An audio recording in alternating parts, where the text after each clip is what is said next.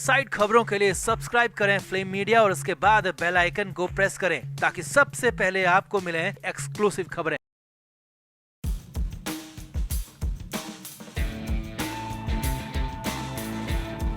महाराष्ट्र की सियासत में जबरदस्त उबाल है। एकनाथ शिंदे गुट अब भी असम में गुवाहाटी में डेरा डाला हुआ है और मुंबई में उद्धव सरकार की तरफ से भी लगातार एक्शन हो रहे हैं। बागी मंत्रियों से उनके विभाग छीन लिए गए। हालांकि बागियों को सुप्रीम कोर्ट से कुछ राहत जरूर मिली है, लेकिन इधर शिवसेना प्रवक्ता संजय राउत की मुश्किलें कई गुना बढ़ गई हैं। पहले तो ईडी ने पूछताछ के लिए समन भेज दिया, जिस पर संजय राउत ने वक्त की मांग कर दी। वहीं दूसरी तरफ बड़ी खबर यह है कि संजय राउत पर मलिक से करीबी दोस्ती के आरोप लग रहे हैं और मामला 1, 2 या फिर 3 नहीं है बल्कि 1000 करोड़ से भी ज्यादा का बताया जा रहा है। और हालात ये हैं कि संजय राउत पर गिरफ्तारी की तलवार भी लटकने लगी है। तो क्या है अपडेट, क्या है मामला, सब कुछ आपको दिखाते हैं, बताते हैं। आप भी इस वीडियो को शेयर करें और कमेंट करके अपनी राय जरूर दें।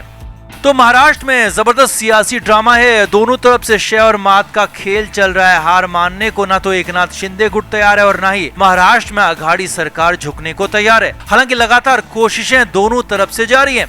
अब इधर महाराष्ट्र सरकार की तरफ से सबसे ज्यादा मुखर हो रहे संजय राउत पर शिकंजा कसता हुआ दिख रहा है। संजय राउत को ईडी ने बुला लिया है और मामला छोटा मोटा नहीं है बल्कि 1034 करोड़ के घोटाले का आरोप है। जी हाँ, 1 या फिर 2 नहीं बल्कि 1034 करोड़ के घपले का घोटाले का आरोप है। आगे देखिए, संजय राउत पर यह आरोप उनके दोस्त प्रवीण राउत के मामले में लगाए गए हैं और इसी मामले में संजय राउत को ईडी ने बुला लिया, समन भेज दिया और बयान दर्ज करने को कहा है। इस पूरे मामले में एक पात्रा चौल का मामला था, जहां पर फ्लैट्स बनने थे, चौल को रिनोवेट होना था, लेकिन यहां पर पूरी जमीन को 1034 करोड़ में बेच दिया गया।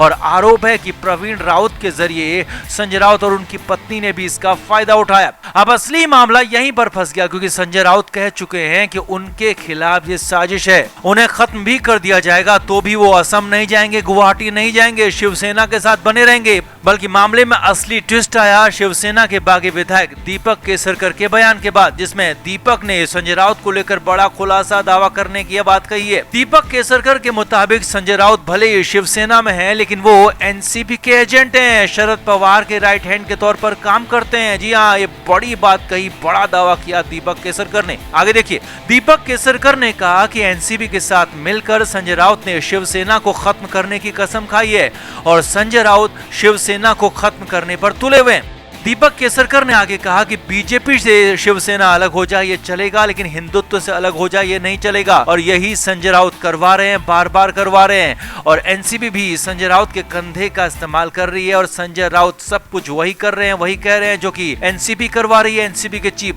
शरद पवार करवा रहे हैं। अब ये नहीं, दीपक केसरकर ने तो संजय राउत की नवाब मलिक के साथ करीबी दोस्ती होने का भी दावा कर दिया। जी हाँ, दीपक केसरकर ने साफ साफ कहा है कि संजय राउत के नवाब मलिक से भी करीबी संबंध हैं। उन्हीं नवाब मलिक से जिन पर देश विरोधी लोगों के साथ काम करने, उनके साथ पैसों का लेन देन करने का आरोप है, फिलहाल जेल में बंद है। शिवसेना विधायक दीपक केसरकर के मुताबिक नवाब मलिक और संजय राउत के आपसी कारोबारी संबंध भी हो सकते हैं, इसकी जांच की जानी चाहिए। जी हाँ, ये बड़ा दावा उनकी तरफ से किया गया। दीपक केसरकर ने कहा कि संजय राउत की जगह भी जेल में ही है और नवाब मलिक के साथ उन्हें भी जेल में डाल देना चाहिए, क्योंकि वो कुछ भी ठीक नहीं कर रहे हैं और उन पर 1000 करोड़ से ज्यादा के घपले का आरोप है। अब ईडी ने राउत को समन तो भेजा, हालांकि राउत ने कुछ समय मांगा है, लेकिन ईडी की तेजी को देखते हुए संजय राउत को पेश तो होना ही पड़ेगा और ईडी उनसे संतुष्ट नहीं हुई फिर तो गिरफ्तारी हो सकती है। जी हाँ, ये बड़ी बात है। हालांकि संजय राउत ने खुद को गिरफ्तार करने के लिए खुला चैलेंज दिया है, चुनौती दी है और अगर राउत गिरफ्तार होते हैं तो फिर ऑर्थो रोड जेल में उन्हें शिफ्ट किया जा सकता है, जहां पर नवाब मलिक को रखा गया था, उसी के आसपास संजय राउत को भी वहां पर रखा जा सकता है। और इसीलिए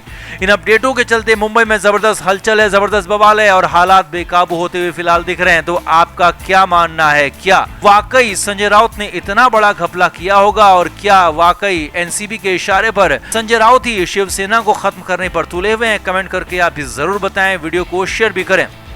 तो 14 जून 2020 को सुशांत सिंह राजपूत के साथ जो हुआ उसकी कल्पना तक किसी ने नहीं की थी। अचानक सुशांत चले गए और हजारों सवाल छोड़ गए और उनमें से किसी भी सवाल का अब तक कोई जवाब मिला नहीं है। पहले मुंबई पुलिस पर कई तरह के आरोप लगे, कई लोगों को बचाने तक के आरोप लगे और उसके बाद केस सीबीआई के पास गया तो फिर सीबीआई भी अब तक कोई नतीजा नहीं दे पाई है। हाँ, एनसीबी ने जरूर अपनी चार्जशीट दाखिल की है जिसमें साफ साफ लिखा है कि रिया चक्रवर्ती, उसका भाई शौविक चक्रवर्ती सुशांत सिंह राजपूत के लिए ड्रग लेकर आते थे और उसे ड्रग भी देते थे, यानी कि मामला एनसीबी ही आगे लेकर जा रही है फिलहाल।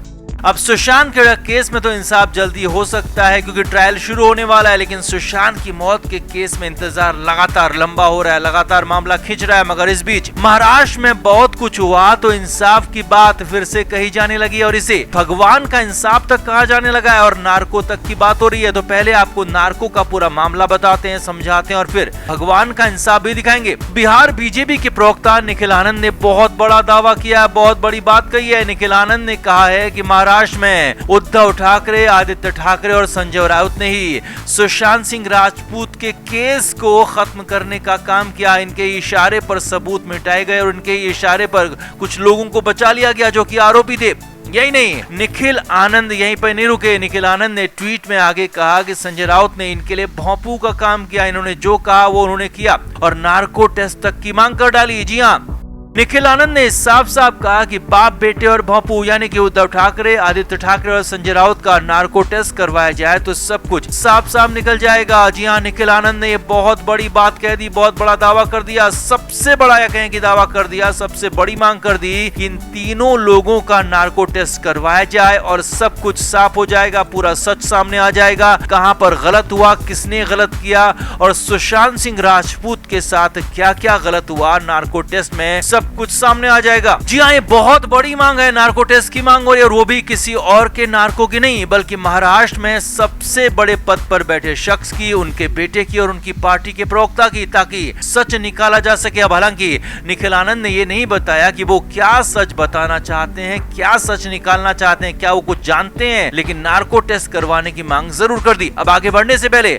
आप थोड़ा सा ये भी समझ लीजिए कि आखिर नार्को टेस्ट होता क्या है, इसमें क्या होता है। तो असल में नार्को टेस्ट में झूठ पकड़ा जाता है। जी हाँ, इंसान को मशीनों के सहारे रखा जाता है और मशीनों के ही जरिए आधी बेहोशी की हालत में शख्स से सवाल जवाब होते हैं और इस दौरान उस शख्स को हिप्नोटाइज जैसा किया जाता है और सच बोलने के लिए मजबूर किया जाता है और उस कंडीशन में इंसान वही बोलता है जो कि सच होता है क्योंकि उसके दिमाग में हमेशा सच रहता है, लेकिन वो हमेशा अपने दिमाग का ही इस्तेमाल करके झूठ बोल देता है। लेकिन नार्को टेस्ट में दिमाग पर मशीन का कब्जा हो जाता है, इंसान का कब्जा नहीं रहता और इसीलिए इंसान सिर्फ सच बोलता है और झूठ पकड़ा जाता है और यही सच बोलने वाला टेस्ट यानी कि नार्को टेस्ट करवाने की मांग कर दी है। निखिल आनंद ने तो यहाँ तक कह दिया कि सबूत मिटा दिए, लेकिन भाग्य कैसे मिटाओगे। जी हाँ, निखिल आनंद ने यह भी बहुत बड़ा दावा किया कि सुशांत सिंह राजपूत के साथ साथ दिशा सालियान केस में भी सबूत मिटा दिए गए, लेकिन अब भाग्य जवाब दे रहा है, भाग्य दिख रहा है और महाराष्ट्र में हो रही उठापटक को भी निखिल आनंद ने सुशांत सिंह राजपूत के केस के साथ जोड़ दिया। साफ साफ कह दिया कि ये सुशांत का ही इंसाफ है, ये ईश्वर का इंसाफ है, भगवान का इंसाफ है, क्योंकि पुलिस, जांच एजेंसियां, सीबीआई भले ही इंसाफ नहीं कर पाई, आगे भी हो सकता है इंसाफ इनसे ना हो पाए, लेकिन भगवान इंसाफ कर रहा है। निखिल आनंद ने यहाँ पर कह दिया कि अगर महाराष्ट्र में सरकार जाती है तो फिर ये भी सुशांत मामले में भगवान का इंसाफ ही होगा। जी हाँ, ये बहुत बड़ी बात निखिल आनंद ने कह दी, बहुत बड़ा दावा किया है निखिल आनंद ने यहाँ पर कि सुशांत सिंह राजपूत का सच बहुत जल्द सामने आएगा और सुशांत को जल्द से जल्द इंसाफ भी मिलेगा, क्योंकि अब काउंटडाउन शुरू हो गया। हालांकि फिल्म मीडिया निखिल आनंद के दावों की पुष्टि नहीं करता है, लेकिन हाँ, आरोप बहुत बड़े हैं, दावे बहुत बड़े हैं और सीधे सीधे सबसे बड़े पद पर बैठे शख्स उद्धव ठाकरे, उनके बेटे आदित्य ठाकरे और संजय राउत पर ही ये आरोप लगाए गए हैं और साफ साफ कह दिया कि बहुत कुछ सुशांत मामले में छिपाया गया और उसे सामने लाने का वक्त आ गया, या फिर कहें कि वो खुद ही सामने आ जाएगा और नार्को टेस्ट तक की मांग कर दी। तो निखिल आनंद के इन दावों से आप कितना सहमत हैं, कमेंट करके आप भी जरूर बताएं और वीडियो को शेयर भी करें। Film media report.